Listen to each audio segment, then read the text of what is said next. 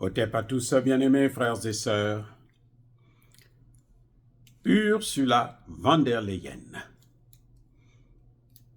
a parlé avec le président élu des États-Unis, le 47e président Donald Trump. Question. Quel est l'objet de la discussion? De quoi ils ont parlé? En d'autres termes, que voulait Ursula von der Leyen auprès du nouveau président élu démocratiquement?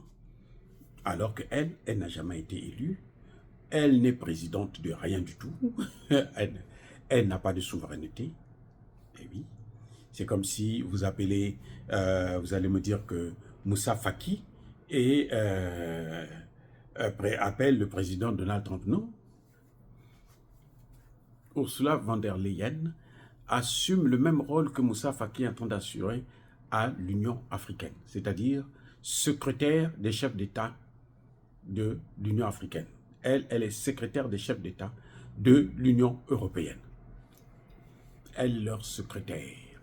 Bref, alors, Madame appelle Donald Trump pour lui demander des faveurs. Parce qu'elle pense que, elle indique que les pays européens continuent à acheter le gaz russe.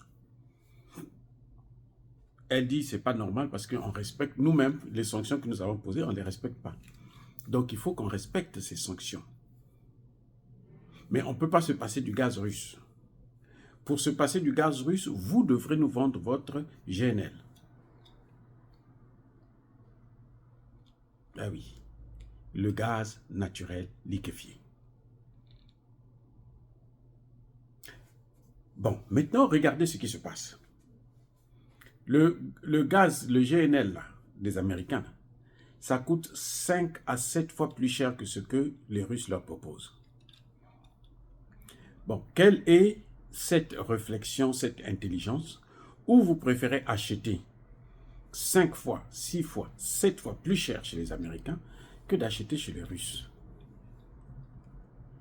Alors, quand vous savez que si vous n'achetez pas chez les Russes, eh bien, les Russes vont vendre ça chez les Chinois et chez les Indiens. Vous voyez, encore si ça va chômer, bon, la Russie va perdre de l'argent. Mais ça ne va pas chômer. Donc, quel est l'intérêt de l'Union européenne? C'est-à-dire que, oh non, non, non, non, non. C'est les gens en perdition. C'est-à-dire qu'ils ont tellement fait souffrir le monde, notamment l'Afrique, que Dieu est en train de les punir. Et ce que vous voyez là, ce n'est que le commencement. Ils n'ont encore rien vu. Ils vont lire l'heure. Ah oui. Attends, quelle idée d'appeler Donald Trump pour dire non mais voilà, nous on continue à consommer alors que nous on a besoin de sanctions, il faut que les sanctions la marchent, il faut arrêter de consommer le gaz russe. Donc nous on veut votre gaz à vous qui coûte plus cher. On préfère s'endetter chez vous, on préfère continuer à aggraver la crise chez nous en achetant votre gaz pour punir les Russes qui ne seront en fait pas punis parce que eux, ils vont vendre ça de l'autre côté, à la Russie, à la Chine.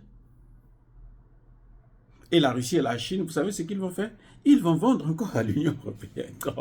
Mais c'est que je ne comprends pas. Je veux que vous, peut-être que vous comprenez. Moi, je ne comprends pas. Si vous comprenez là, expliquez-moi ça. Les sanctions n'ont aucun effet. Les sanctions ont renforcé la position russe. Les sanctions ont renforcé l'économie russe. La Russie est de plus en plus autonome. C'est-à-dire qu'elle produit ce qu'elle consomme. Et elle consomme ce qu'elle ne produit pas. Elle consomme chez ses amis, les Chinois, les Indiens, les Nord-Coréens, les Iraniens.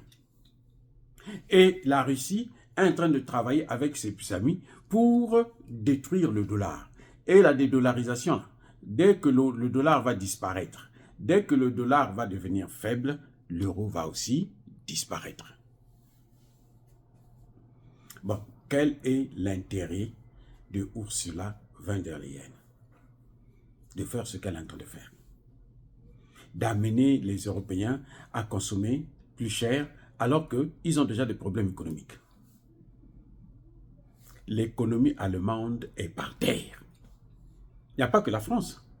L'Allemagne, la Grande-Bretagne, par terre.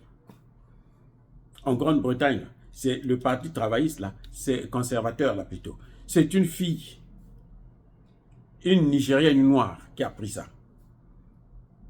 C'est la prochaine première ministre de la Grande-Bretagne. Parce qu'ils ne savent plus quoi faire.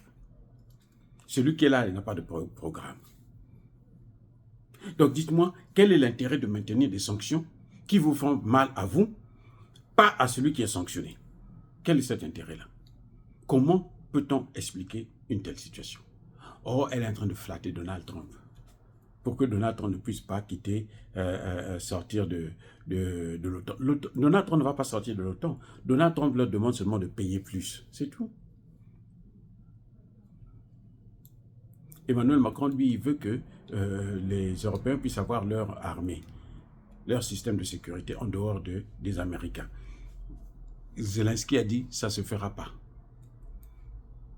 Zelensky ne fait pas partie. Là, il dit, hors de question. Nous devrons rester avec les Américains. Zelensky est tellement fâché contre les Européens que vous ne pouvez pas comprendre.